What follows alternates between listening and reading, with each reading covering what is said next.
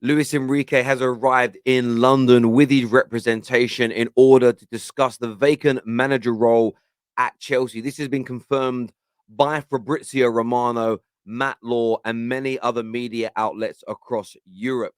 Chelsea are acting quickly, Chelsea are acting fast, Chelsea are acting diligently to bring in a new manager with haste. Luis Enrique, Julian Nagelsmann are the two number one candidates, according to Matt Law. They're number one and number two. Depending on what media outlets you listen to, is a differential between who is the number one target. And that is how and why I put the question out to you. Who should Chelsea be targeting? Nagelsmann, the RB connection, the young upstart project manager, or Luis Enrique? Somebody else who I believe can be a project manager. Somebody else who I do believe can look at this young squad that Chelsea have got and help take them to the very next level.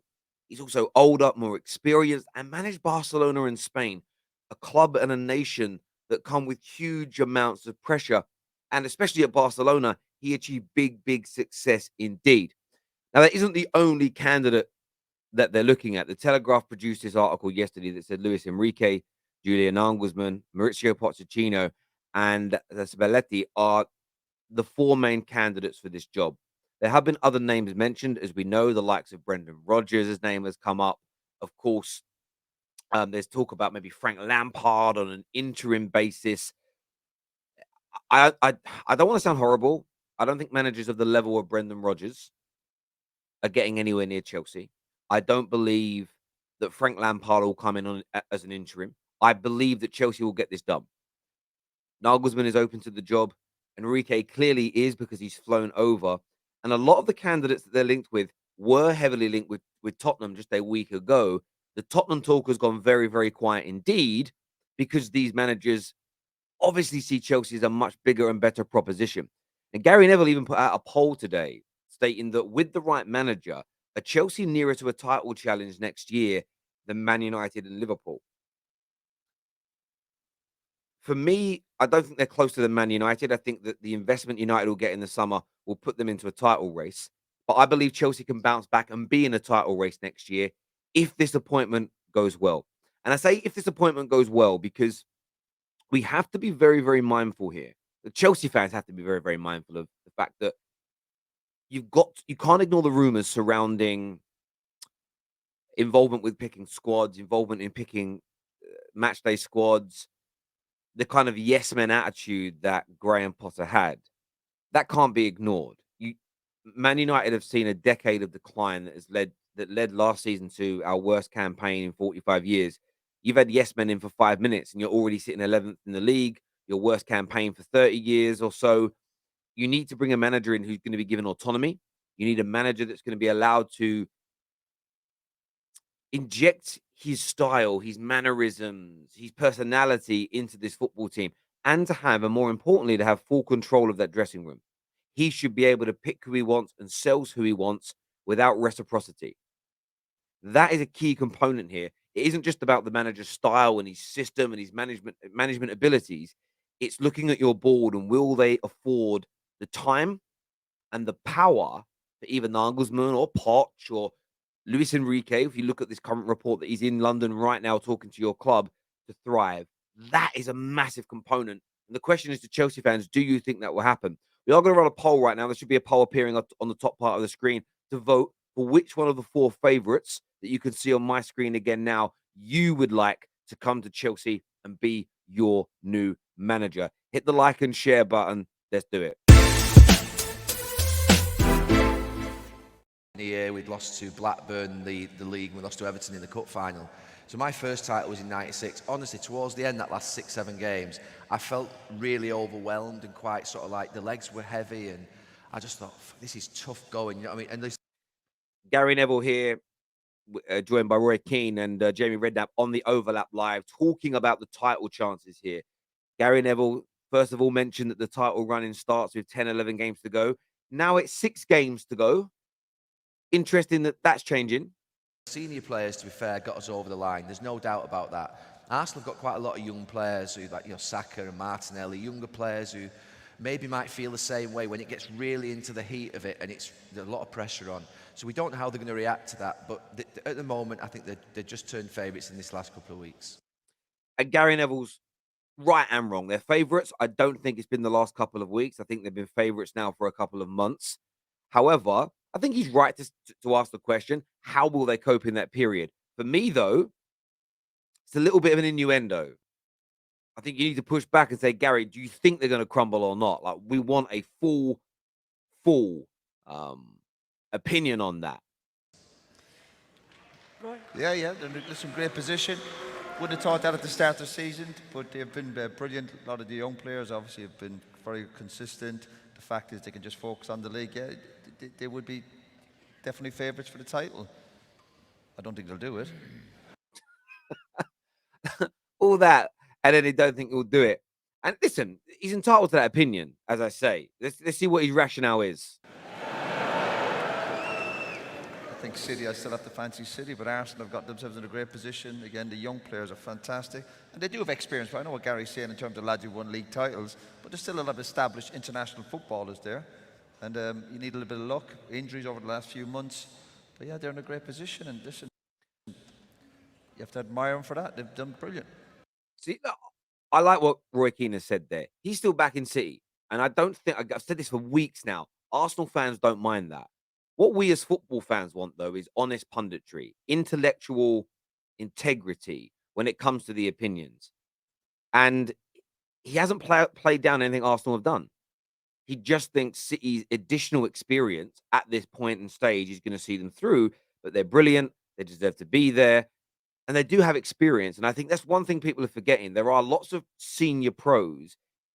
There are, maybe not lots, maybe that's a stretch. There are some senior pros in this team, two of which were at Manchester City last year and will help them win.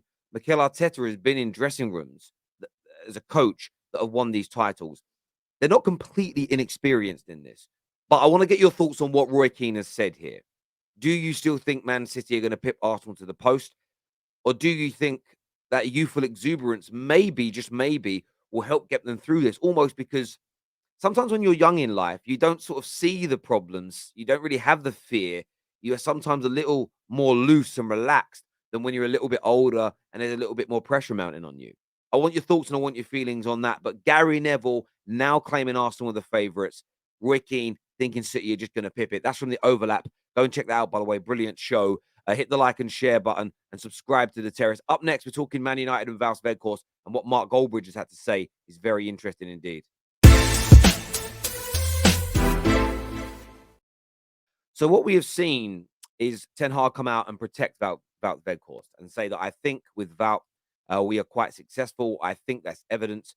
That's what I can say to that. I'm happy with. He said I'm happy with Weghorst.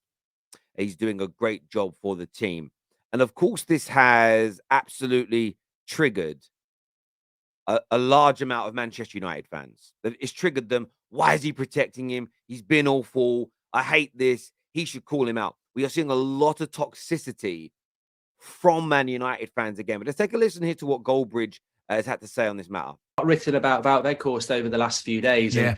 And I think that, well, you know more than me as an ex-goal scorer yourself, but I like Weghorst because the Glazers wouldn't release any money. You get somebody in on loan, but if I'm that there from Goldbridge is absolutely spot on.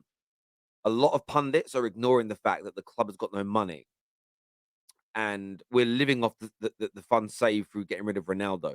There was no money to buy anybody better than him in January. absolutely honest, he's a hard worker, but, you know, it's a bit like, you know, the milk monitor at school, isn't it? You know, they do a job that realistically anybody could do. And again, you can't deny Goldbridge there. That is spot on. That is spot on. That's all I can say on it. And also, I think that he's... Well, who would he start for in the Premier League other than Man United? I'd debate whether he'd even start for Southampton. So it's not a surprise to me that we're struggling to score goals when we've got... Yeah, he's absolutely right there. And that's why I get the backlash and the anger to the manager defending him. I get it. I understand it. It makes sense to me. It really, really does. However, And there is a big however here. The manager has to protect him. Because if you look at the first thing Mark said, it's all we could get on loan. He's all we have. Martial is still not fit to start, according to the manager. He may start tonight. Could be a mind game.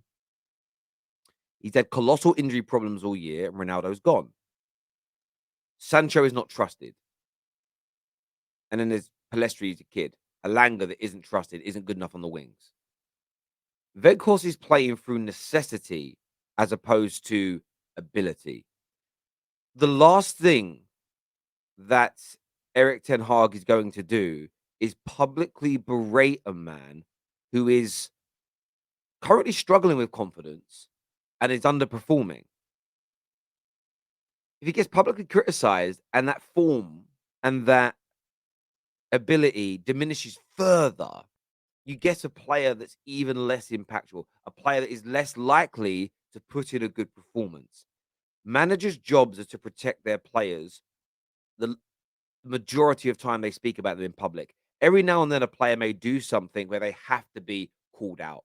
Aubameyang at Arsenal, he kept on pushing, breaking rules. Eventually, Arteta spoke about it publicly. But I guarantee it wasn't the first incident that made him speak about it publicly. And Weghorst isn't doing anything, as far as we're aware, that is kind of misconduct at the club. He's just not performing. So I think Manchester United fans are expecting the manager to slam him in the same way that United fans are deluding themselves. What Goldbridge said there is right. He's doing a job that most people could do. He probably wouldn't get into any other Premier League team. But at the same time, this happened because the Glazers left us in a financial mess. Well, we're in a financial mess. They've created a financial mess. And with Ronaldo going out, there was no money left. There was no money left to bring anybody else in. And this is what you get. So I think Man United fans have got to get off Weghorst's back. You're right to say he's not a good footballer, but it's not his fault he's even here. Focus on the root cause problems, and maybe, just maybe, we'll get to fixing Manchester United one day. Listen, people, do me a big favor and smash the like button. Scan the QR code on the screen as well to check out our latest Top 6 podcast on Spotify. Until next time, take care. Goodbye. God bless. And I'll be seeing you all again very, very soon. Thank you.